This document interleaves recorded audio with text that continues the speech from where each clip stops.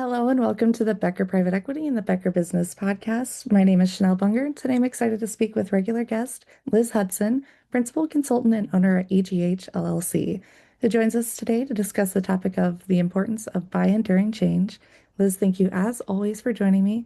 Can you get us started out by giving us an overview of this topic? Absolutely, Chanel. Great to talk with you. So, as you mentioned, our organization, EGH, focuses on change, helping organizations work through, navigate change. And as a change specialist, one of the things that I find to bring the greatest value is what we're going to talk about today, and that is buy-in during change. I think a lot of times as a leadership organization or whoever's sort of up at the top of things runs the analysis for change, whether that is an acquisition, a sale, a consolidation of two facilities, a consolidation of two teams, whatever it might be. And we could see that it's perhaps a good financial or strategic idea, but now it's time to get the team on board to make that change happen. And one of the things that I find to be the biggest mistakes or obstacles when organizations try to do this is when they try to push their agenda through without consideration for where the team is at. And the team may not understand, they weren't part of the diligence process, so they don't understand why the change is happening. And because of that, because their mindset isn't there, they're not inclined to move full steam ahead. Meanwhile, leadership is like, chop, chop, let's go. We've got a thing to do and we've got time that we cannot waste, so let's get going. And so what I would say is it's so important to build that buy-in, and I have a few ideas on how to do that. So to combat losing the team right from the start, there's three areas to focus on. The first one is we want to meet the organization where they are. It seems so simple, but it's a profound thing. We want to take time and understand what they're thinking, how they're feeling about this proposed change. And if they're sad or angry, it's important to really acknowledge and validate that state of mind that they're in. Because if we bulldoze past it, they're not going to feel heard. They're not going to feel very interested. They'll probably dig their heels in fact. But I find that when people feel heard, they're much more likely to share what's going on. Why are they sad? Why are they angry about this? And they're much more likely to be open to having a conversation, considering a different perspective. And I think when we can paint that picture of the future state and get them excited about where we're going, if we can help them understand the why behind that, they're much more interested, they're much more likely to rally around the cause. So that's point number one, meet the organization where they are. Got it, got it. Thank you for walking us through where to begin. And now that we have the starting point all figured out, where do we go from here? Yeah.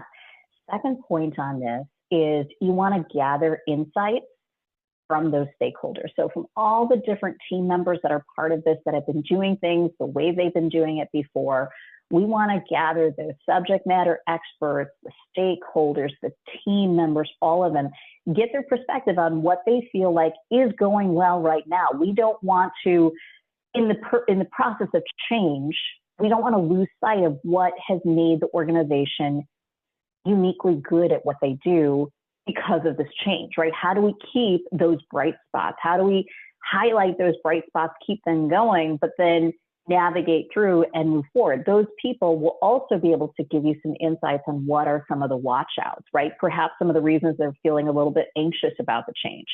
But they're on the ground, right? They're the ones that are doing the work and they know the business really well. So getting those insights from them are actually going to help inform the best way to proceed. So that's number two. We gather the insight from the key stakeholders.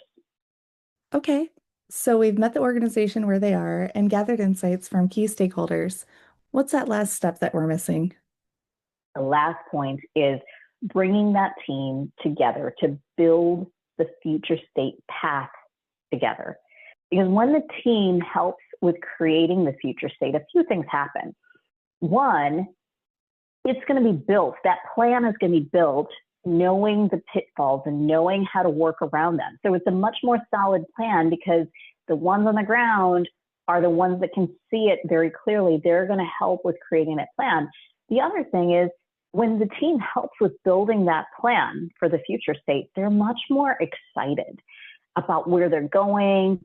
And when their fingerprints are on the plan, they feel accountable for it, right? There's definitely going to be much more certainty and will be more confident about it. They're going to be much more bought in than if it's being forced upon them. The thing is it doesn't change where you're going, right? We still have that future state that has the financial analysis of the strategic value. We're not changing where we're going. We're not changing why we're going there. But when we bring the people in to the process of building that plan, it really helps inform the how we go there. And when you have that how nailed down with that team, you're going to be much more efficient. It's going to be a stronger path to get there, et cetera. So that point number 3 is building the future state together with the team. Perfect. And now that we have all those points, why don't you bring it home and tell listeners anything else that they should know? Absolutely. I think one of the things, the reason that organizations run to just get going and don't make the time at the front end of this is because it feels like it takes time, right? Like there's value to be had about the integration or the sale or the consolidation or whatever it might be. And it feels like, do we really want to make time for what feels a little, I don't know, like fluffy?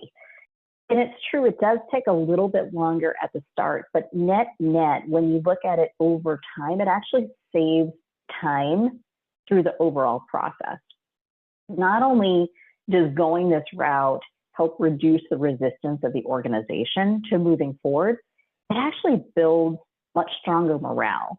And the team is much more convicted. They feel much more enthusiastic for the long haul. So not only does it help with the project that we're actively working on, but it actually helps with project number 2 and 3 and 10. They're much more excited about the organization and the culture and the feeling of belonging. So to me, that time that we spend at the front end is well worth the investment up front.